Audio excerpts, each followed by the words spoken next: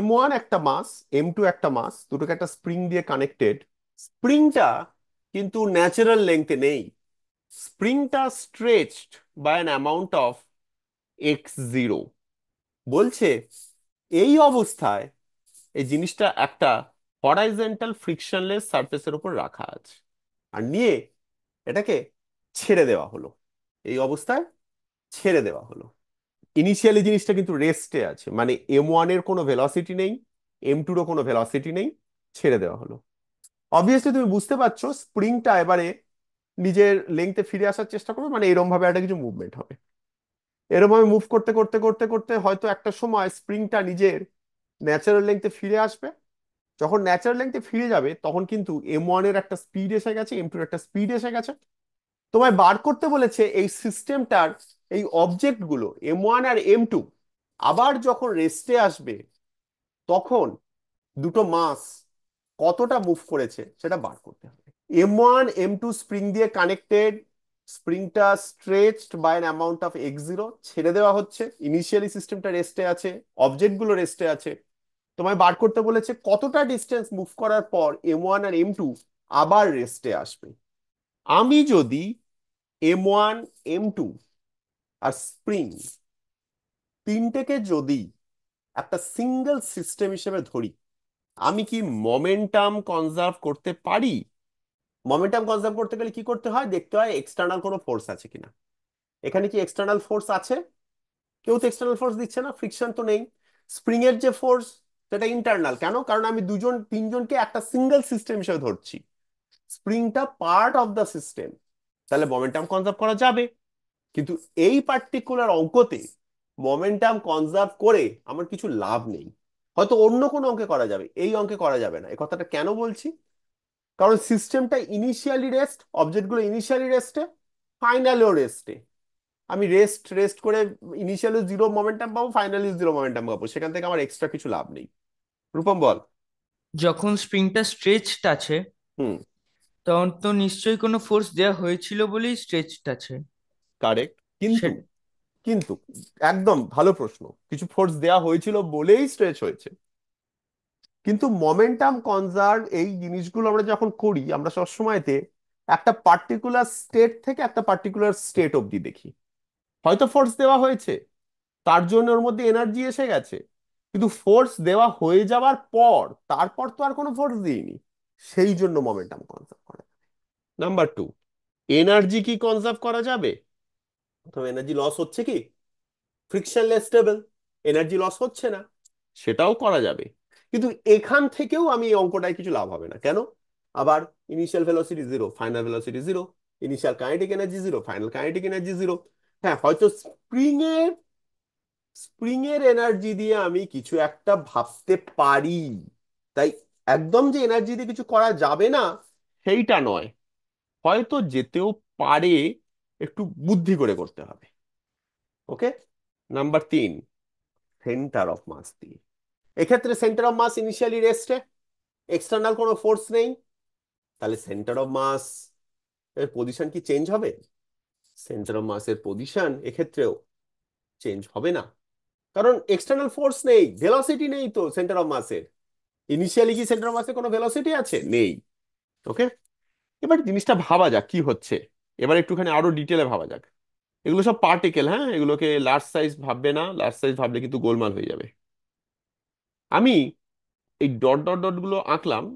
In fact আমার এই বাঁ দিকের ডট ডটটাই হচ্ছে আমার রেফারেন্স। হ্যাঁ, M1 যাবে ডান দিকে, M2 যাবে বাঁ দিকে, ছেড়ে দেবার পর, তাই তো?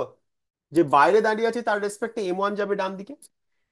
M1 ডান দিকে যেতে যেতে একটা সময় আসবে যখন স্প্রিং তার অরিজিনাল লেংথে ফিরে যাবে। কিন্তু সেখানে গিয়ে এই সিস্টেমটা থেমে যেতে পারে না, কারণ তখন অলরেডি M1 এর ডান দিকে একটা ভেলোসিটি আছে, M2 বাঁ দিকে একটা ভেলোসিটি আছে। তারা সেই ভেলোসিটি বরাবর মুভ করতে থাকবে। একটা সময় আসবে যখন স্প্রিংটা আবার কম্প্রেস হতে হতে একটা সময় আসবে যখন একটা টাইম পরে M1 M2 গিয়ে আবার স্ট্যাটিক হবে। ধরে নাও M1 by an amount of x1 move করেছে, স্প্রিংটা কম্প্রেসড হয়েছে। M2 ডান দিক থেকে x2 মুভ করেছে। স্প্রিংটা কম্প্রেস হয়েছে।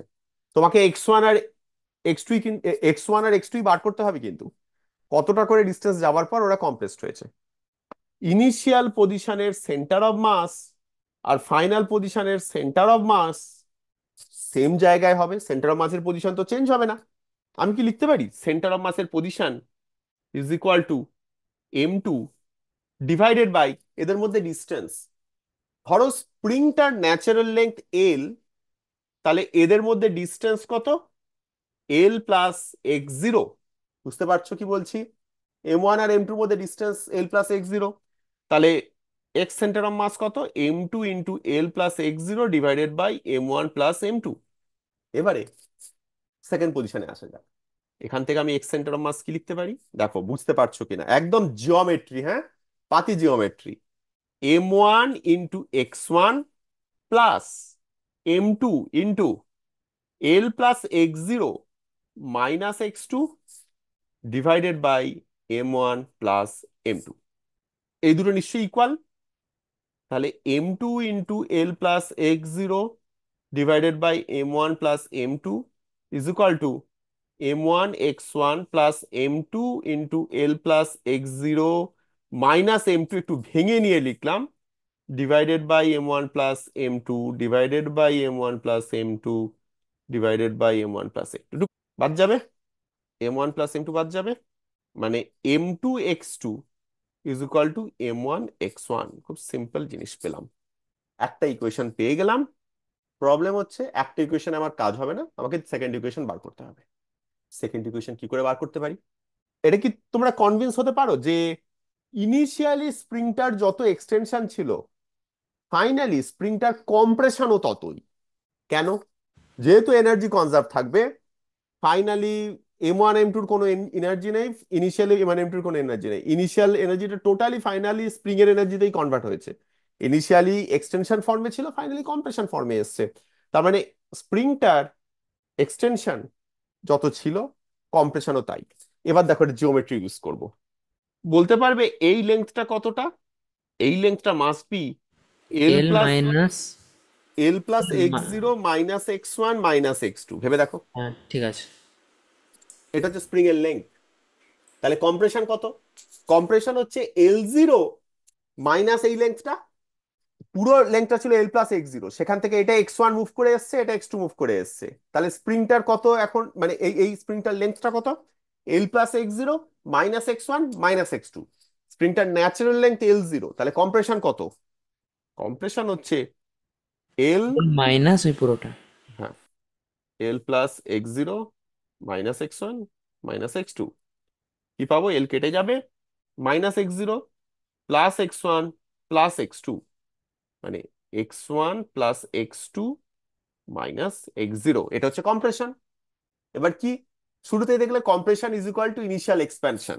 আমি লিখতে পারি x0, x1 plus x2 minus x0 is equal two x0, x1 plus x2 is equal to twice x0। প্রথম থেকে আমি লিখতে পারি x1 equals to m2x2 divided by m1।